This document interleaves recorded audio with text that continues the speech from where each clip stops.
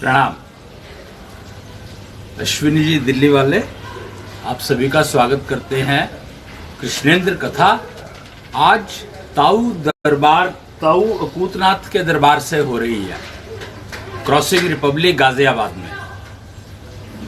श्री राकेश कंसल जी के यहाँ पर ये केयरटेकर हैं इस मंदिर के। निश्चल सूर्य मंदिर कहलाता है ये।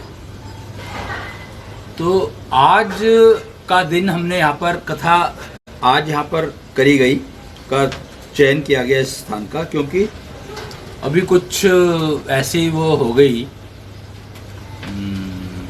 घटना कि किसी बहुत क्लोज रिलेशन में किसी की डेथ हो गई थी कुछ 2 हफ्ते पहले। तो उनकी 13वीं संडे को पूरी हुई है और तो एक सोचा कि आज कथा यहाँ पर कर दी जाए। मैं सुबह आ गया था यहाँ पर और टाइम क्योंकि 12 बजे के आसपास शुरू करनी थी, 12 से थोड़ा सा पहले तो मुहूर्त हुआ और अब इसको हम लोग आज शुरू कर रहे हैं। तो सबसे पहले हम ज़रा 2 मिनट के लिए मौन रखेंगे।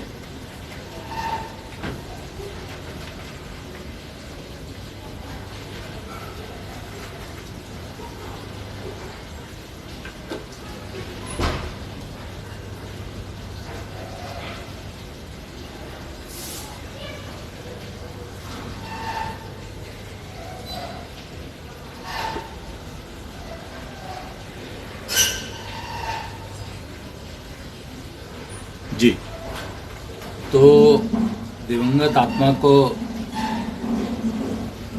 के परिवार वालों को जो रह गए हैं उनको थोड़ी शांति मिले, उसकी प्रार्थना की हम लोगों ने। अभी हम ये समझने की कोशिश कर रहे थे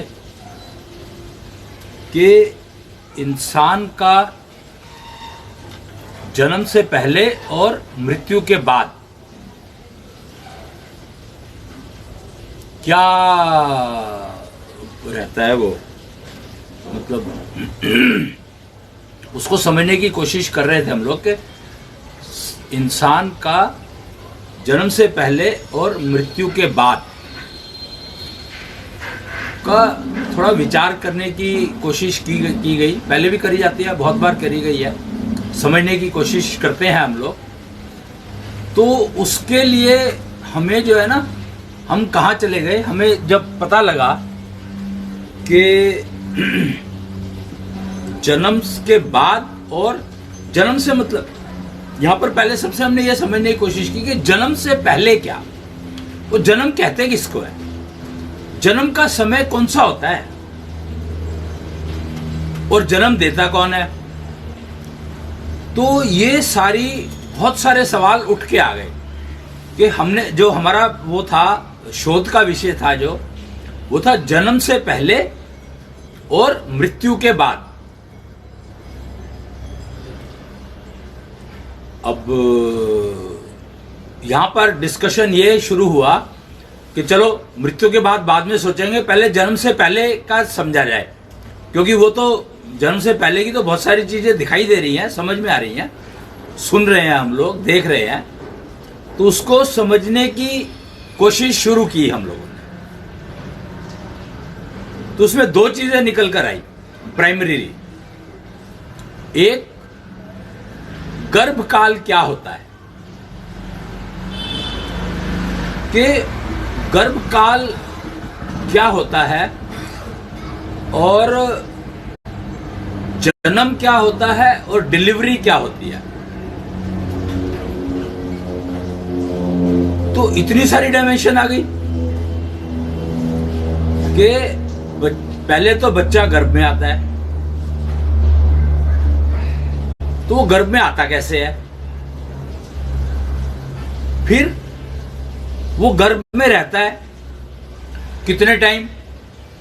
वो टाइम कहा जाता है कि टेक्निकली 9 महीने 9 दिन होते हैं, पर क्या 9 महीने 9 दिन है किसी के भी? इसमें कुछ गड़बड़ है, कुछ ना कुछ कहीं ना कहीं झोल है, कुछ तो है कि 9 महीने 9 दिन तो बहुत कम लोगों के होते होंगे। अगर एग्जैक्ट की बात करूं मैं तो एक आध दिन ऊपर नीचे कुछ ना कुछ रहता ही होगा। और 7 महीने में भी डिलीवरी होती है,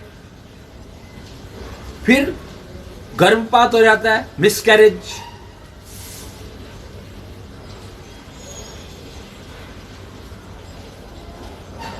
फिर नॉर्मल डिलीवरी नहीं हो पाती तो एनफोर्स्ड डिलीवरी करनी पड़ती है।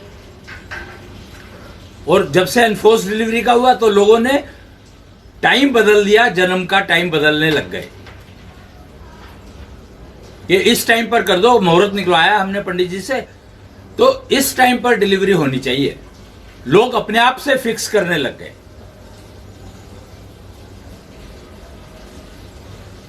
ये क्यों शुरू हुआ, कैसे हो गया ये शुरू, और इसका अर्थ क्या है, इसका नुकसान क्या है, और इसका फायदा क्या है?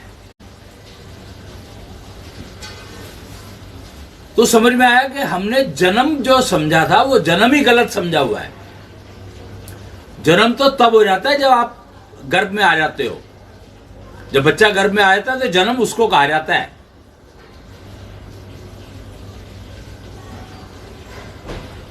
फिर तो पालने का काम शुरू हो जाता है। उसके बाद जन्म हो गया और उसके बाद तो पालने का काम रह गया। अब यहां पर हम अगर लव कुश को समझे, यहां पर हमें समझना पड़ेगा लव कुश जो राम जी ने क्या किया। राम जी ने अपनी पत्नी को महर्षि के आश्रम में भेज दिया, क्योंकि अब बच्चों के पालने का सवाल आ गया था कि उनको पालना है तो सर्वोत्तम वातावरण कहां मिलेगा।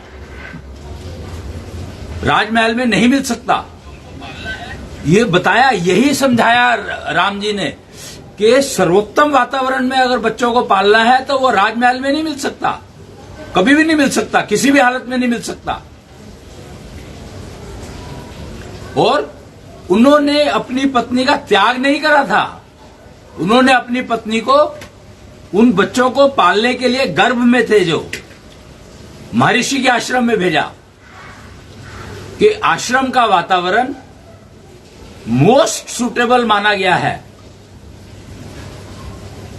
आश्रम और गुरुकुल में फर्क क्या है ये पता नहीं मुझे, आप लोगों को कितना ज्ञान है इस बारे में कि आश्रम और गुरुकुल में क्या फर्क है।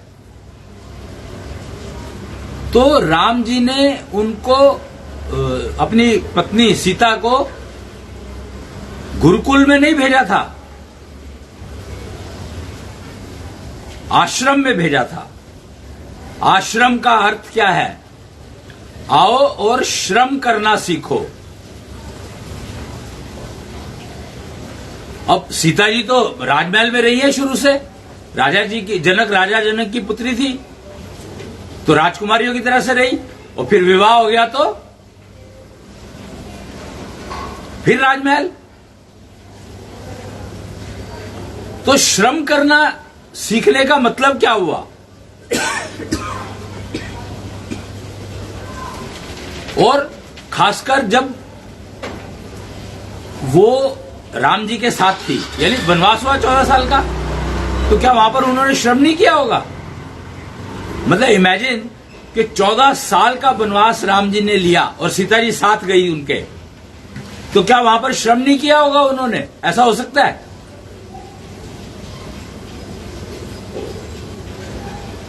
नहीं संभव। भोजन की व्यवस्था करना, रहना, जंगल में रहना है, और सारी साफ सफाई, अपने घर की साफ सफाई, सारा का तो जिम्मेदारी लेने की बात है। तो श्रम तो उन्होंने किया ही होगा वहां पर, परंतु उसके बावजूद के वो श्रम उन्होंने किया, तो उनको श्रम करना तो आता ही होगा मेरे ख्याल से। पर यहां फर्क है कि उनको अपने घर के लिए श्रम करना तो आता था, परंतु जब वो गर्भवती हुई तो उस समय उसके लिए क्या श्रम करना, उसके बारे में कोई ज्ञान ही नहीं था, ना कोई बताने वाला। अब मैं यहां पर कह रहा हूं कि कोई बताने वाला नहीं था, जबकि उनकी तो 3 सास थी, मदर इन लॉ।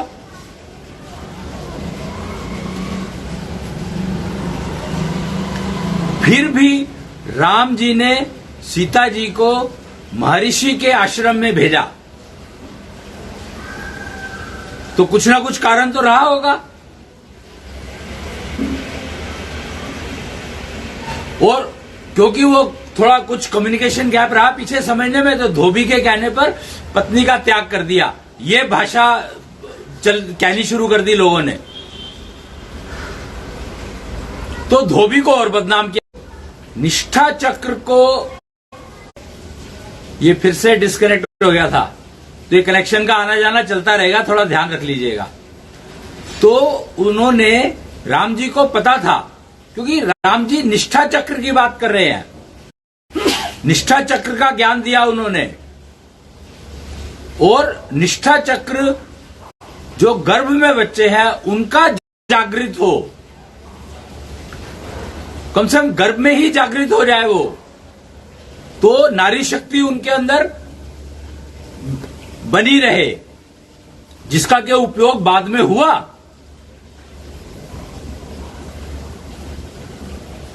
महर्षि के आश्रम में भेजने का एकमात्र कारण यही था कि निष्ठा चक्र सीता जी का जागृत रहे, मेंटेन रहे, और बच्चों का जो अंदर बच्चे हैं, अभी पता नहीं है कि वो लड़का है लड़की है, क्या है, क्या एक है दो है, कुछ नहीं पता उस बारे में, उस बारे में नहीं कुछ पता। तो ये समझने के लिए कि आप ये देखो कि कितना, मतलब कितना इंपॉर्टेंट स्टेप लिया कि बच्चों को पालने का काम, जन्म देने का काम तो हो चुका, जब मैं गर्भ में आए तो जन्म तब हुआ। ये सब चीजें हमें तभी समझ में आई जब हमने राम जी का निष्ठा चक्र दिया हुआ समझा। ये ज्ञान सारा उन्हीं का दिया हुआ है। तो कि जो गर्भ में बच्चे हैं उनका निष्ठा चक्र जागृत रहे, क्यों? निष्ठा चक्र से नारी शक्ति का जागरण रहता है, नारी शक्ति बढ़ती है। जैसे जैसे वो सिंक्रोनाइजेशन इंप्रूव होता जाता है और मेंटेन रहता है आपकी हार्ट बीट से, वैसे वैसे ही नारी शक्ति इंप्रूव होती चली जाती है।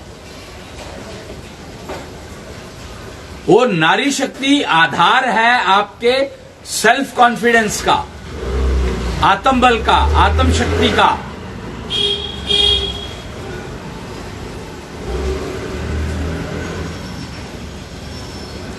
और आश्रम से अच्छा स्थान नहीं है वेस्टेज को रिसाइकिल करने का। शंख टेक्नोलॉजी, शंख क्या है? एक वो सिस्टम जो प्रकृति ने दिया, नेचर ने दिया, जिसका काम है वेस्टेज को एनर्जी में कन्वर्ट करना। साउंड एनर्जी, मतलब कमाल की है कि वेस्टेज को साउंड एनर्जी में कन्वर्ट कर। आजकल जो हाइपरसोनिक मिसाइल्स बन रही है ना आपकी, हाइपरसोनिक क्या मतलब क्या है? कि साउंड एनर्जी से भी, साउंड की स्पीड से भी तेज। यहां पर फर्क समझने की बात है कि हम लोग एक साउंड की स्पीड की बात कर रहे हैं और मैं साउंड एनर्जी की बात कर रहा हूं। शंख कहता है कि वेस्टेज को साउंड एनर्जी में कन्वर्ट करो।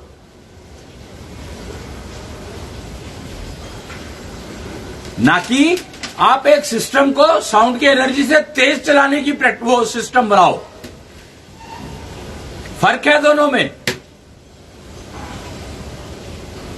और ये समझना पड़ेगा आपको कि आपका जो साउंड एनर्जी और साउंड की स्पीड से तेज, दोनों में फर्क है। और ये बात समझना कितना आसान है। साउंड एनर्जी और साउंड की स्पीड से तेज, दोनों में फर्क नहीं समझ आता क्या? बहुत आसान है। और अगर आप वेस्टेज को साउंड एनर्जी में कन्वर्ट करते हो तो वो क्या नहीं कर सकती। जो आपका मिसाइल जितना मर्जी तेज चला लो, जितना वो डैमेज कर सकता है उससे कई गुना ज्यादा साउंड एनर्जी डैमेज कर सकती है जब डैमेज करने की बात होती है तो, क्योंकि मिसाइल डैमेज करने के लिए ही तो बनाए जा रहे हैं। और हम कर क्या रहे हैं? डैमेज करने की तरफ ही तो चल रहे हैं। कहा राम जी बता रहे हैं कि निष्ठा चक्र और निश्चल खेती की बात कर रहे हैं। कहा तो राम जी ने 3 राम हुए हैं। कल की कथा आप सुनेंगे तो आपको पता लगेगा कि 3 राम ने मिलकर के निश्चल खेती का ज्ञान दिया। और कहा हम डिस्ट्रक्शन की बात कर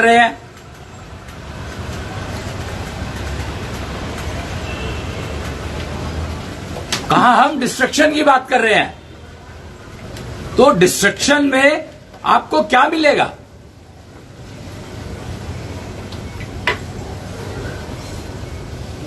डिस्ट्रक्शन करना ही है तो कीटाणुओं का करो, जर्म्स का करो, वायरस का करो, नेगेटिविटी का करो।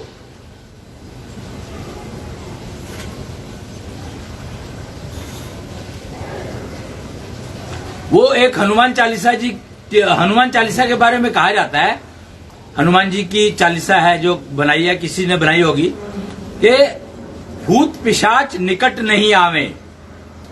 हम लोग जन्म के पहले और मृत्यु के बाद का टॉपिक है हमारा आज का। तो ये क्यों कहा गया है और ये भूत पिशाच है क्या?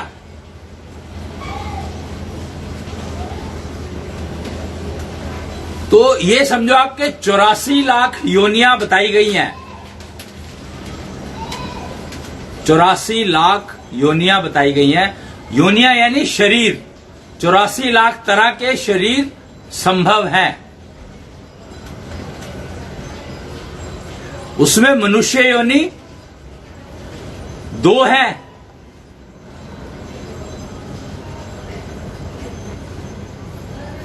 मनुष्य योनि 2 है, एक स्त्री और एक पुरुष।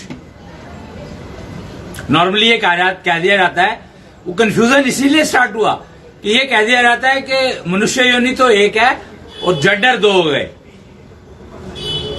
ये बिल्कुल ही गलत धारणा है, बिल्कुल बेकार, जिसको कहते हैं अनटेक्नोलॉजिकल, अनसाइंटिफिक, अवैज्ञानिक। विज्ञान शब्द का अर्थ ही आपने कंफ्यूज कर लिया। साइंस को विज्ञान कहा गया, ये सोच ही गलत है। साइंस एक अलग चीज है और विज्ञान एक अलग चीज है। विज्ञान जो है वो है विशेष ज्ञान, और साइंस है बहुत सारी इंफॉर्मेशन इकट्ठी करके उसको फिल्टरिंग करी, फिर उसकी फनलिंग करी, फिर फिल्टरिंग करी, और उसके बाद जो बच गया वो साइंस है। वो चाहे कूड़ा हो, चाहे कबाड़ा हो, चाहे अच्छा हो, चाहे खराब हो, उसका नहीं पता, पर जो बच गया वो साइंस ने दिया। जबकि विज्ञान की अगर बात करेंगे तो विशेष ज्ञान यानी मनुष्य में पुरुष अलग है और स्त्री अलग है। दोनों का विशेष ज्ञान अलग अलग है, दोनों का ज्ञान अलग अलग है, दोनों की लिविंग अलग अलग है, दोनों के सारे सिस्टम अलग अलग है। कोई भी तो मैचिंग नहीं है, एक भी तो मैचिंग नहीं है।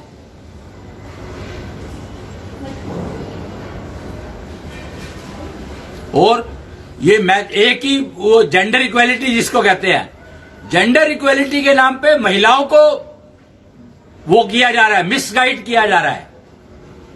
सोचो मैं क्या कह रहा हूं। जेंडर इक्वेलिटी के नाम पर महिलाओं को मिसगाइड किया जा रहा है। क्यों, कैसे, ये कैसे हो सकता है? जेंडर इक्वेलिटी का तो शोर ही महिलाएं मचा रही हैं। तो ऐसा नहीं है, वो कर नहीं सकती। वो जेंडर इक्वेलिटी का शोर कैसे मचा सकती है? उनके पास 9 गुना ज्यादा शक्ति है, मेंटल पावर, पुरुष के मुकाबले में।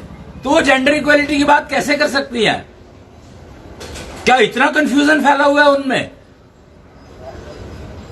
हो ही नहीं सकता, संभव ही नहीं है।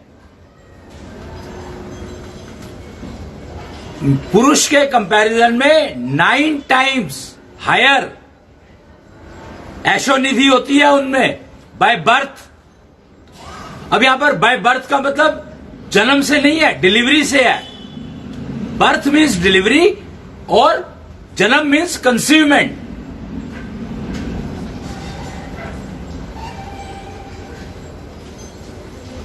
तो ये 9 टाइम जो ऐशोनिधि ज्यादा होती है, मेंटल वेल्थ ज्यादा होती है, ये डिलीवरी के बाद होती है, डिलीवरी से पहले नहीं होती है। आप ये समझ लो, ये बहुत इंपॉर्टेंट है समझना कि जब तक बच्चा गर्भ में है, ये निष्ठा चक्र का ज्ञान जो राम जी ने दिया उसको समझने की बात है। राम जी ने ये पता था उनको कि निष्ठा चक्र जागृत हो और सीता जी का मेंटेन रहे। जो श्रम उनको करना है, सीता जी को, मां को करना है जब बच्चा गर्भ में है, तो वो श्रम आश्रम में जाकर ही संभव है। वहीं से सीख सकती है, वहीं पे कर सकती हैं और उससे बच्चों का निष्ठा चक्र जागृत होगा, उनका मेंटेन होगा, मां का मेंटेन होगा, बच्चों का जागृत होगा। तो वहां पर उनको जेंडर के बारे में नहीं पता। राम जी को नहीं पता कि अंदर क्या कौन सा जेंडर है, और जेंडर से मतलब नहीं है, पिंड है अंदर। यथा पिंडे तथा ब्रह्मंडे, पूरा ब्रह्मांड उस पिंड में है। यानी आपको पता है कि बहुत ही एक इंपॉर्टेंट इंफॉर्मेशन यहां पर मैं शेयर करना चाहूंगा कि जब बच्चा गर्भ में होता है तो वो मां के साथ कैसे जुड़ा होता है।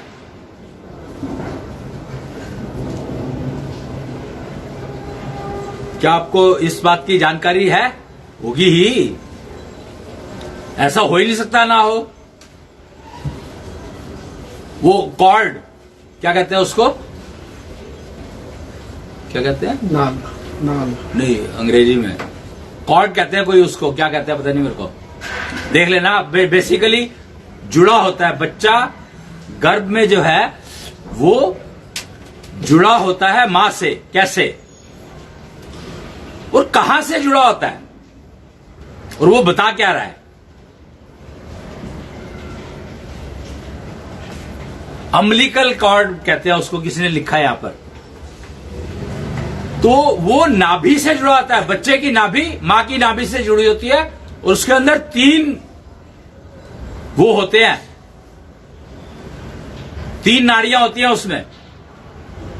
वो 3 क्या है? वो 3 ही है ब्रह्मा विष्णु महेश। वो 3 टनल्स उनको कहा जाता है, मतलब टेक्निकल टर्म्स की बात करता हूं मैं, तो उन 3 को 3 टनल्स कहा जाता है। एक ब्रह्मा टनल, एक विष्णु टनल और एक महेश टनल। और बच्चे को जो कुछ भी चाहिए वो उन 3 टनल से जाता है।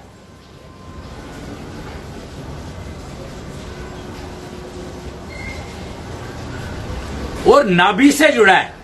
अब ये नाभि से जुड़ा होने का क्या मतलब है? नाभि क्या है? एक आपने एक नाम सुना होगा कि 10वां द्वार। गणेश जो है, क्या 8 सिद्धि 9 कुछ के है ना, वो कुछ तो है, गणेश जी का कुछ कनेक्शन है। तो नाभि से जुड़ा होता है। तो जो 10वां द्वार है, जो ब्रह्मांड से जोड़ता है इंसान को, वो है नाभि।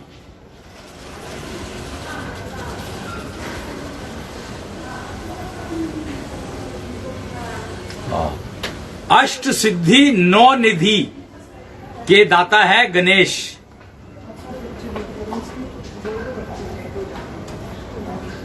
तो 9 द्वार होते हैं इंसानों में, ऐसा बताया गया है।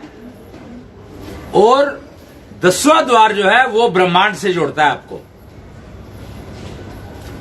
और इसीलिए कहा गया है कि जो ज्ञान ब्रह्मांड में है वो ज्ञान आपके पास भी है। तो इसका मतलब ये नहीं है कि वो ज्ञान आपके अंदर है ना, जरूरत ही नहीं है ना आपको अंदर रखने की। आप कोई लाइब्रेरी थोड़ी हो। पर अगर आपका कनेक्शन ब्रह्मांड के साथ ठीक है तो सारा ज्ञान आपके पास अवेलेबल है। आपको लाइब्रेरी में जाने की, आप क्या करते हो, अगर मान लो आपको कोई कुछ ज्ञान चाहिए, कुछ नॉलेज चाहिए, तो आप उठ करके लाइब्रेरी जाओगे। 50 लाइब्रेरियां पहले ढूंढोगे कौन सी लाइब्रेरी में जाऊं, फिर उस लाइब्रेरी में जाकर के उस सेक्शन में जाओगे जहां पर वो किताब उपलब्ध होने की संभावना है, फिर उस सेक्शन में जाकर के उस किताब को ढूंढोगे। कितना टाइम लगा? तो उसकी रिप्लेसमेंट आ गई गूगल। गूगल को आप कहोगे मेरे को ये चाहिए, वो लाइब्रेरी में जाएगा, वो उठ के लाइब्रेरी में जाएगा। कौन सी लाइब्रेरी में? सारी लाइब्रेरी में जाएगा।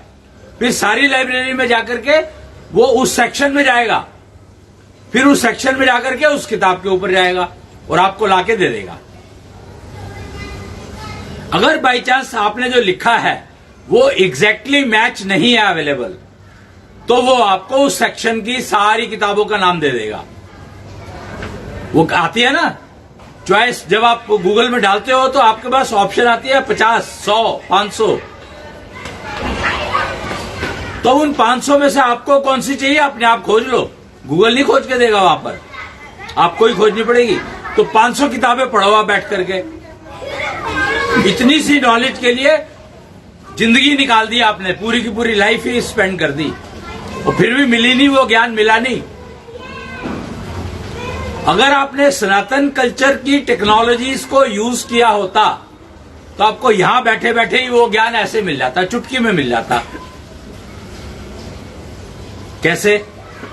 बहुत आसान है कि आपके वो उसी किताब की बत्ती जल जाती। मतलब ब्रह्मांड में करोड़ों तारे हैं, पता नहीं कितने होंगे, अनगिनत, पर आपको ध्रुव तारा अलग से दिखाई दे जाता है। क्यों? वो यही खेल है कि ज्ञान को तो ब्रह्मांड में फैला हुआ है पूरा का पूरा। सब ब्रह्मांड एक पूरी बड़ी लाइब्रेरी है, तो उसमें से आपको अगर ढूंढना है तो उसके लिए अपने निष्ठा चक्र को जागृत रखो और मेंटेन रखो, अपने दशांग चक्र को चला के रखो। इंद्रियां तभी चलेंगी, आपकी इंद्रियां तभी काम करेंगी। और अपने दशांश चक्र को चला के रखो तो आप उस ज्ञान तक पहुंच पाओगे। दशांश चक्र जो है आपको पहुंचाने का काम करता है वहां पर, और इंद्रियां जागृत है तो आप पहचानते हो कि आपको कहां पर जाना है, उस स्थान को, उस पॉइंट को, उस किताब के पास।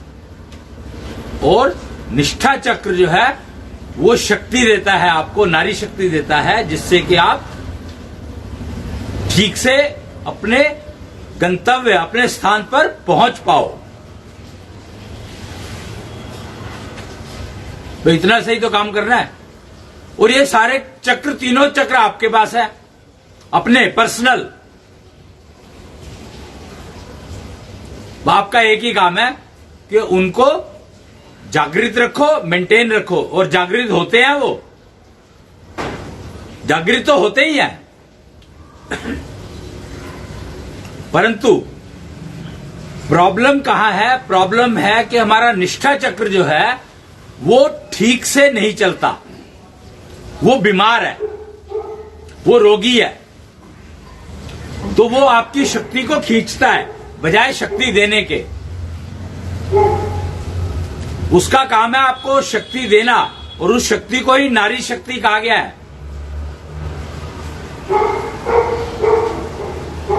पुरुष में भी होती है, स्त्री में भी होती है, दोनों में होती है, अर्धनारीश्वर।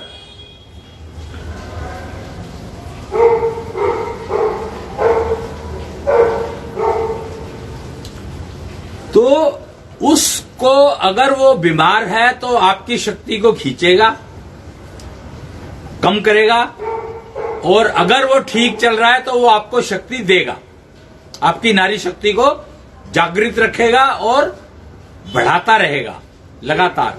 और उससे आपका सेल्फ कॉन्फिडेंस बढ़ेगा, आत्मबल बढ़ेगा, आत्मशक्ति बढ़ेगी।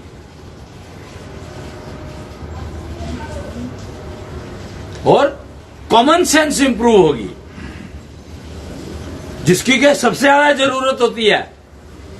कॉमन सेंस आपकी पूरी की पूरी डिपेंडेंट है आपके निष्ठा चक्र पे, नारी शक्ति पे। कॉमन सेंस क्या है?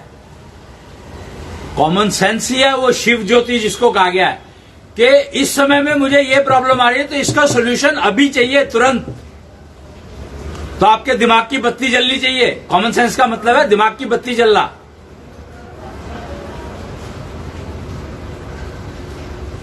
अगर आपको 1 साल पहले पता लग जाए, मान लो कि आपका एक्सीडेंट होने वाला है, सपोज कर लो कि कोई एक ऐसा सिस्टम आ गया है, टेक्नोलॉजी है, ज्योतिषाई वैसे तो, जो ये बता देता है कि यार आप ये जो आपका 1 साल बाद ना एक्सीडेंट होने वाला है, ध्यान रखना।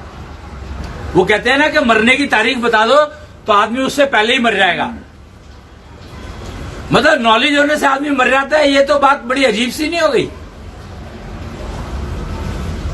इसका मतलब मैं पढ़ूं क्यों? पढ़ाई करने की जरूरत क्या है मेरे को? क्योंकि मुझे पढ़ा, मरना तो है ही, तो मैं पढ़ के मरूंगा और बिना पढ़े मरूंगा, उसमें क्या फर्क होगा? आजकल के हिसाब से देखो तो आप पढ़ के मरते हो तो कष्ट में मरते हो, और पहले बिना पढ़े मरते थे तो कष्ट नहीं होता था उनको। इमेजिन। तो आप क्या कर रहे हो? आप कष्ट खरीद रहे हो पढ़ाई करके। इसका मतलब क्या हुआ? कोई पढ़ाई करके कष्ट कैसे खरीद लिया हमने? हमने पढ़ाई करके कष्ट ऐसे खरीद लिया कि हमें अपने अंदर क्या, दिया तले अंधेरा। एक इस शब्द को समझ लो आप, दिया तले अंधेरा का मतलब क्या है? पढ़ाई ने आपके दिमाग को तो खोल दिया, लेकिन दिमाग खोल गया मतलब यहां पर तो आपका वो रोशनी हो गई, दिया जल गया, उसके नीचे अंधेरा, आपके अंदर अंधेरा हो गया। तो आपका जो कनेक्शन था ब्रह्मांड से नाभि के द्वारा, वो बेकार हो गया। फिर तो आपको किताब ढूंढने के लिए भागना ही पड़ेगा। तो आज की एजुकेशन ने आपको भागना सिखाया, escape route. Plan A, plan B, plan C, plan D, plan E, 5 plan बना के चलता है आदमी, फिर भी फेल हो जाता है। क्यों? एक्चुअली फिर सोचता है कि यार छठा और बना लिया होता। एक प्लान बनाने में 5 साल, वो plan B, plan C, plan D, plan E बनाने में कितना टाइम लगेगा? वो प्लान ई तो फेलियर है। अगर किसी का प्लान ए फेल हो जाए तो प्लान बी पे चलूंगा, प्लान बी फेल हो गया तो प्लान सी भी है मेरे पास, और प्लान डी भी किसी ने बता दिया था यार ये भी रख ले शायद काम आ जाए, रख ले काम आ जाए शायद। वो प्लान ई तो फेलियर है ही है। 5 ही क्यों कहे मैंने? हाथ में 5 उंगलियां दिखाई गई, अब 5वां अंगूठा होता है यानी फेलियर। वो अंगूठा दिखा देते हैं ना, अंगूठा दिखाने का मतलब क्या होता था पता है आपको?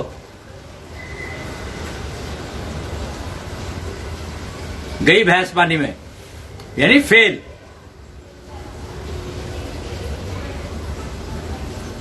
तो 5 प्लान बनाने पड़ते हैं आप, क्योंकि आपने पढ़ाई कर ली, आज की पढ़ाई कर ली। अगर सनातन कल्चर की टेक्नोलॉजीज का यूज किया होता तो आप अपनी ब्रह्मांड से जो कनेक्शन है उसको इंप्रूव करते। आपको फिर इन 3 चक्रों का पता होता। निष्ठा चक्र राम जी ने दिया, इसका पता होता। परशुराम ने निश्चल खेती के लिए औजार दिया, ये पता होता। बलराम ने निश्चल खेती करने के लिए हल दिया, ये पता होता।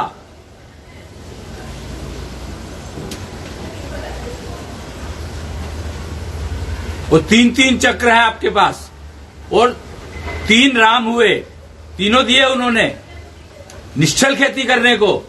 और निश्चल खेती अगर होती या अगर आप करते हो तो बीमारी आने का तो सवाल ही नहीं उठता भाई। वो अनाज नुकसान कैसे कर देगा आपको? आज हम ऑर्गेनिक खेती की तरफ चल रहे हैं, और उसमें भी केमिकल डाल रहे हैं, ऑर्गेनिक केमिकल लोग। भैया ऑर्गेनिक और इनऑर्गेनिक का फर्क क्योंकि आपको पता नहीं है ना, इसलिए आप कह रहे हो ये बात। अमोनिया इनऑर्गेनिक है, जिसको कि यूरिया कहा जाता है, अब उसको ऑर्गेनिक कर दिया। कैसे? उस पर नीम की कोटिंग कर दी मोदी जी ने, तो देखो कितना फायदा देने लग गया वो। वही यूरिया जो पहले आपको वो नहीं देता था, जो अब देता है, नीम कोटेड यूरिया देता है, क्योंकि नीम एक अपने आप ऑटोमेटिकली एक कीड़े मारने का काम भी करता है, उसमें वो आने नहीं देता, दोष नहीं आने देता। तो यूरिया कितना पावरफुल हो गया। तो निश्चल खेती की तरफ ऐसे स्टेप लेने पड़ेंगे, तब आपको पता लगेगा कि कितना फायदा होता है इसका। निश्चल खेती, और उसका ज्ञान दिया परशुराम ने, अयोध्यापति राम ने और बलराम ने। परशुराम जी ने कुल्हाड़ी दी थी। कुल्हाड़ी किस काम आती है?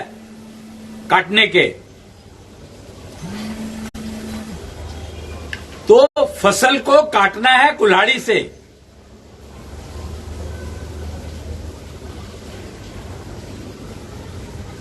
निष्ठा चक्र, जो किसान खेती कर रहा है उसका निष्ठा चक्र जागृत होना चाहिए।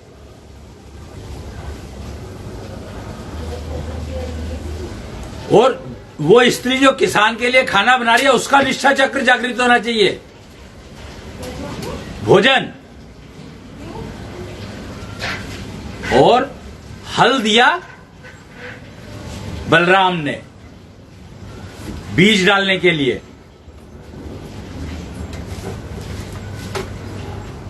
तो निश्चल खेती होगी तो वो आपको किसी भी कंडीशन में किसी भी तरह का नुकसान पहुंचा ही नहीं सकती।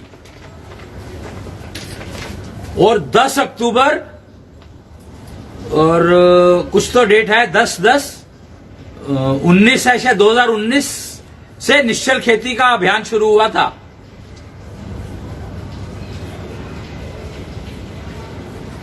वो डेट है, वो आपको पोस्ट मिल जाएगी कहीं पर सोशल मीडिया पे, कि निश्चल खेती करनी चाहिए। पर अभी तक लोगों को समझ में आया नहीं कि निश्चल खेती करने का मतलब क्या है। तो वो राम जी के साथ कनेक्शन है उसका। अभी मंदिर पूरा हुआ नहीं है।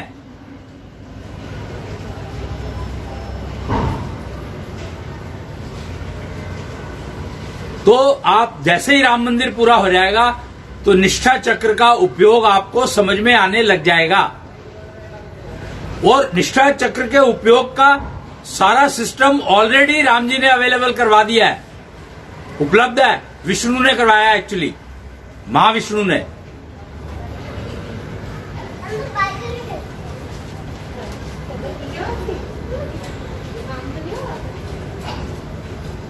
निश्चल खेती की तरफ चलना जरूरी है। अकाल मृत्यु से बचना है तो, रोगों से बचना है तो, और सबसे इंपॉर्टेंट है कि आपकी जो ब्रह्मांड से कनेक्शन है उसको इंप्रूव करना है, तो उसकी शक्ति को बढ़ाना है, तो जिससे कि आपको जो भी ज्ञान जब चाहिए मिल जाए। यथा पिंडे तथा ब्रह्मंडे को अपनी लाइफ में इंप्लीमेंट करना है। इसी को कहा गया है प्रैक्टिकल सनातनता। सनातन यानी जिसका कोई अंत नहीं है, अनंत। आदि है कि नहीं है पता नहीं, पर अंत नहीं है, अनंत है, इन्फिनिटी। इन एनी डायरेक्शन 10 दिशाएं बताई गई हैं। हर दिशा में अनंत, वही है सनातन।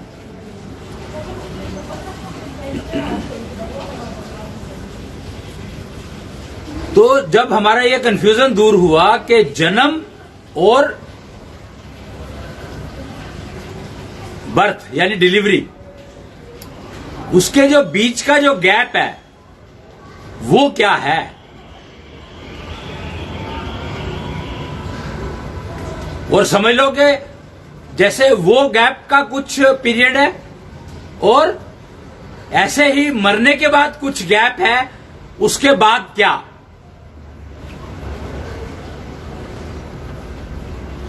तो जैसे जन्म के समय में 9 महीने 9 दिन का टाइम बताया गया है गर्भकाल का, जो कि वेरिएबल है, फिक्स नहीं है, ऐसे ही मृत्यु के बाद 13 दिन का टाइम दिया गया है। 13वीं करते हैं ना, तो 13 दिन का टाइम दिया गया है। 13 दिन का टाइम का मतलब क्या है कि 13 दिन में ही उसको कोई ना कोई योनि मिल जाएगी, नया शरीर मिल जाएगा। मैक्सिमम 13 दिन, पहले मिल सकता है, इमीडिएटली मिल सकता है, पर मैक्सिमम 13 दिन। 13 दिन में कोई ना कोई शरीर मिल जाएगा उसको। तो ये भूत प्रेत क्या है, हमारी एक्चुअली बीच में चर्चा में आया था शुरू में कि ये भूत प्रेत क्या है। तो भूत प्रेत भी कुछ नहीं है, योनि ही है, एक तरह का शरीर है जो देखने के लिए आपको अपनी सेंसेस को ठीक करना पड़ेगा, इंप्रूव करना पड़ेगा। तो आप अपनी सेंसेस से ही उस योनियों को देख सकते हो, समझ सकते हो। नॉर्मली सपने में दिखाई देती हैं ये। कहते हैं ना कि ओहो मेरे वो कोई पूर्वज थे, पुराने थे, बाबा जी थे, वो दिखाई दिए मुझे रात को सपने में। तो ये इसका मतलब है कि उनको अभी तक वही शरीर मिला हुआ है, उस भूत या प्रेत या वो जो भी इनविजिबल योनि जो आप देख नहीं सकते, उस योनि का ही शरीर मिला हुआ है अभी तक। आप उनको फिजिकल शरीर मिला नहीं है।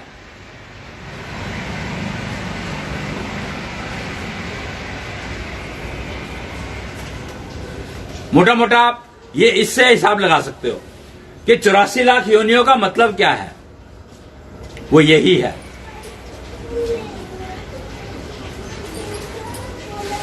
और 9 जो वो बताए गए हैं, क्या कहते हैं उसको,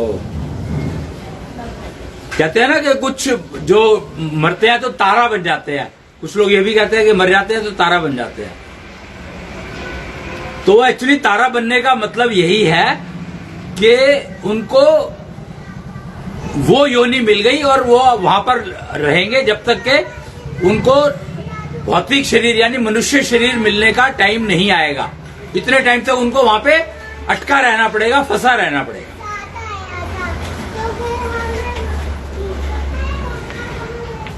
अब इसका मतलब क्या हुआ?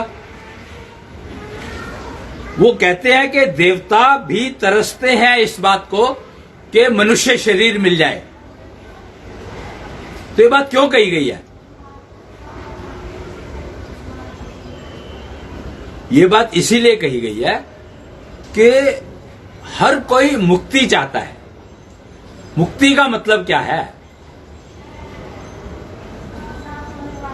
मुक्ति का मतलब है कि मैंने जितने भी कर्म फल कमा रखे हैं, जितने भी उधार हैं मेरे ऊपर, कर्म फल यानी उधार, वो सारे के सारे उतर जाए। और जैसे आपके सारे उधार उतर जाएंगे तो आपको मुक्ति मिल जाएगी, पक्की बात है। अब प्रॉब्लम यह है कि ये उधार का मतलब क्या? उधार का मतलब नहीं समझ आता। उधार का मतलब है कि आपके जो शरीर बना है ना, ये 5 तत्वों का जो बना है, कहते हैं ये 5 तत्व उधार के हैं, आपके नहीं है।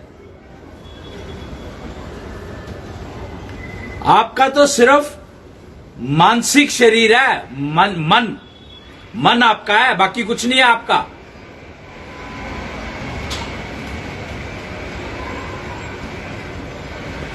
तो आपका मन फ्री हो जाएगा। मुक्ति यानी मन का फ्री हो जाना। यानी ये जो भौतिक शरीर जो मिला है, इसके जो 5 तत्व हैं, इनका उधार उतर गया। और बाकी जितने भी लोगों का उधार था मेरे ऊपर, सारा उतार दिया मैंने। उधार पैसा नहीं होता है।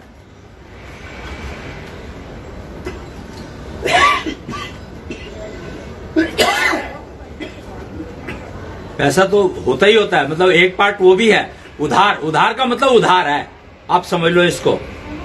और जिस दिन सारे उधार उतर जाएंगे उस दिन आपको मुक्ति मिल जाएगी। अभी मोक्ष नहीं मिला है, मुक्ति और मोक्ष में फर्क है।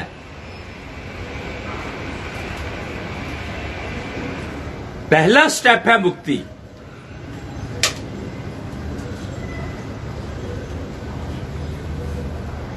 मुक्ति का मतलब है कि आपको, आपका मन फ्री हो गया, और जब यह मन विलीन हो जाएगा महेश में, विष्णु का रास्ता पार करते हुए, तो आपको मोक्ष मिल जाएगा। मोक्ष का मिलना उसको कहते हैं जब आपका मन विलीन हो जाएगा महेश में।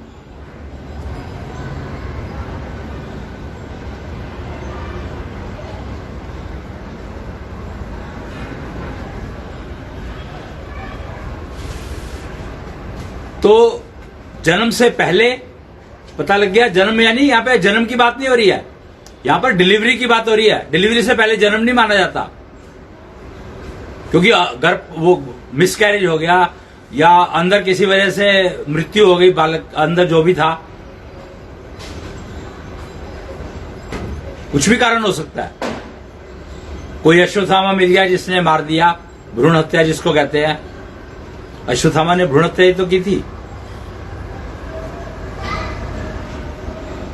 तो वो सब इसलिए उनको, उसको जन्म नहीं कहा जाता, उसको, वो तो अपना टाइम पूरा करने आया था, उतना पूरा हो गया, काम खत्म।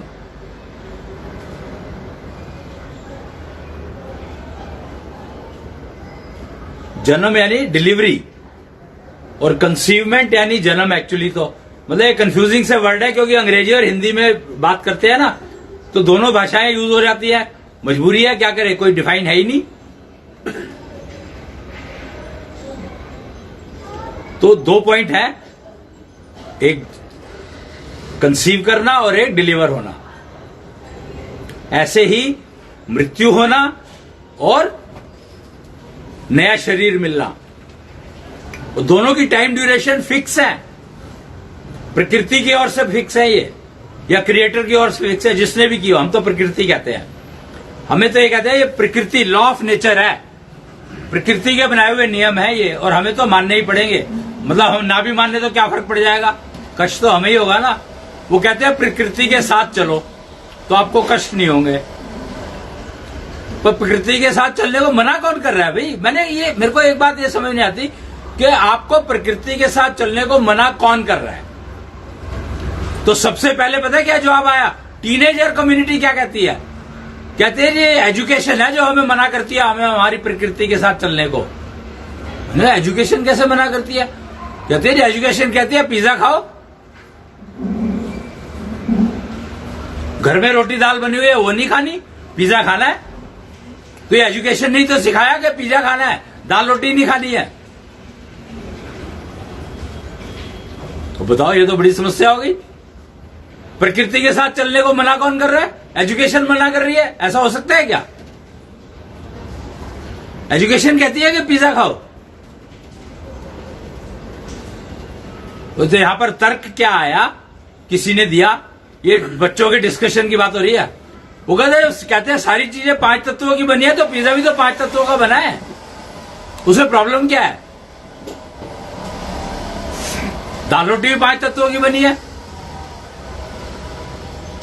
तो प्रॉब्लम यहां पर यह है कि वो तत्व जो पिज्जा का जो तत्व होते हैं, उनका जो कॉम्पोजिशन है वो शरीर को कितना सूट करेगा और दाल रोटी कितना सूट करेगी, बात समझने वाली ये है।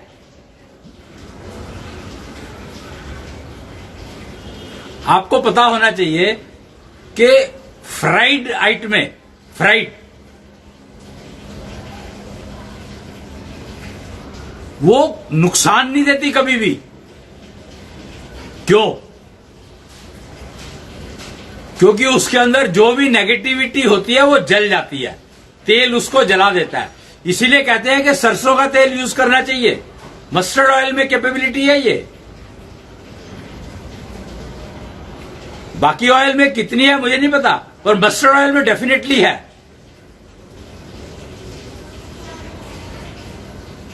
कि उसके अंदर जो नेगेटिविटी होती है उसको वो जला देता है। तेल, सरसों का तेल उसको जला देता है। और देसी घी गाय का, वो रोटी के ऊपर जो लगाने का था ना, वो चलता है, तो उससे नेगेटिविटी रोटी में आ नहीं सकती। पंचगव्य का जो महत्व है वो आप समझोगे तो पता लगेगा आपको। आप उसमें रिसर्च तो करो, पता तो खोज करने की कोशिश तो करो कि देसी घी लगाने से, गाय का, पंचगव्य की बात कर रहा हूं मैं, तो वो नेगेटिविटी बाहर की को रोटी में आने नहीं देता।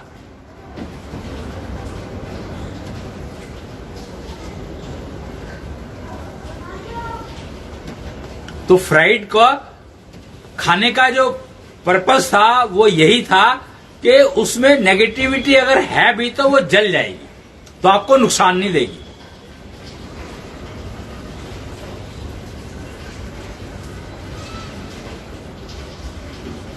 और ऑर्गेनिक खेती वही कामयाब है जो गाय के पंचगव्य से होती है।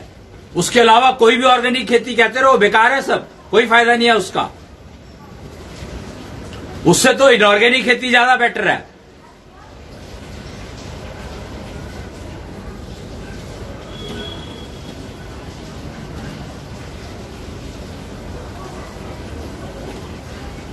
क्योंकि उसमें पता है कि हम नेगेटिव खा रहे हैं। ऑर्गेनिक में, ऑर्गेनिक के नाम पे हमें पता ही नहीं कि हम खा तो नेगेटिव ही रहे हैं। फिर भी निश्चल खेती की तरफ चल रहा है, तो उसका पहला स्टेप लिया यूरिया को नीम की कोटिंग करके। वो निश्चल खेती अलग, निश्चल खेती की बात कर रहा हूं मैं, ऑर्गेनिक इनऑर्गेनिक की बात नहीं कर रहा हूं अब मैं। बस अब काम जो रह गया, किसानों में निष्ठा चक्र जागृत हो और हल का उपयोग करो।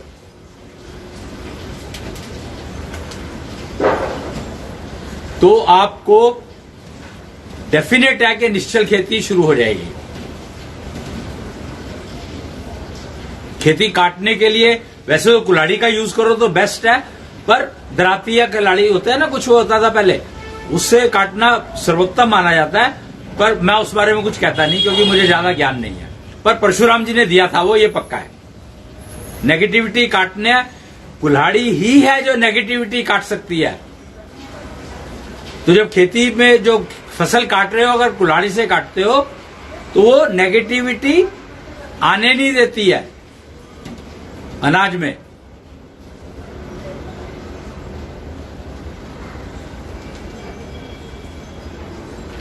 तो अब निश्चल खेती का अभियान चलना जरूरी है।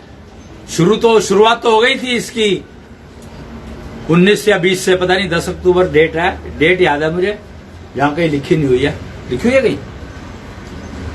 लिखी नहीं हुई है कहीं यहाँ पे? अभी एक था पोस्टर यहाँ पे देखा था मैंने, पर हो चुकी है, शुरुआत तो हो चुकी है। और ये सोनीपत से हुई थी, बागपत के पास जो सोनीपत है उधर,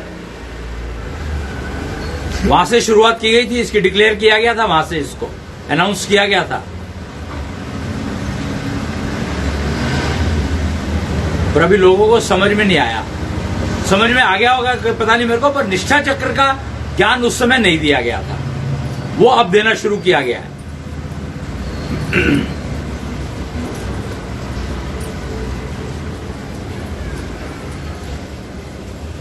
तो मुझे लगता है कि कम से कम ये दो चीजें तो हमें समझ में आई।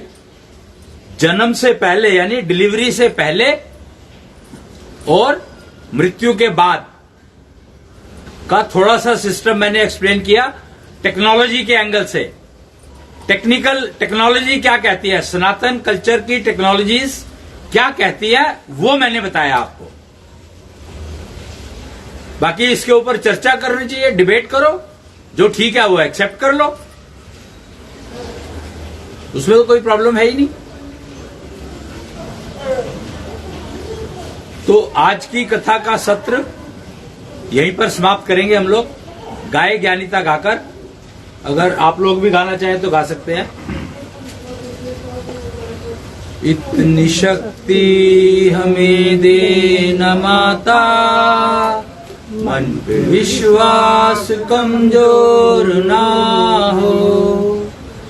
अनेक रास्तों में है एक रास्ता, भूल कर भी कोई भूल ना हो। इतनी शक्ति हमें दे न माता, मन पे विश्वास कमजोर ना हो। जय कृष्णेन्द्र। जय कृष्ण।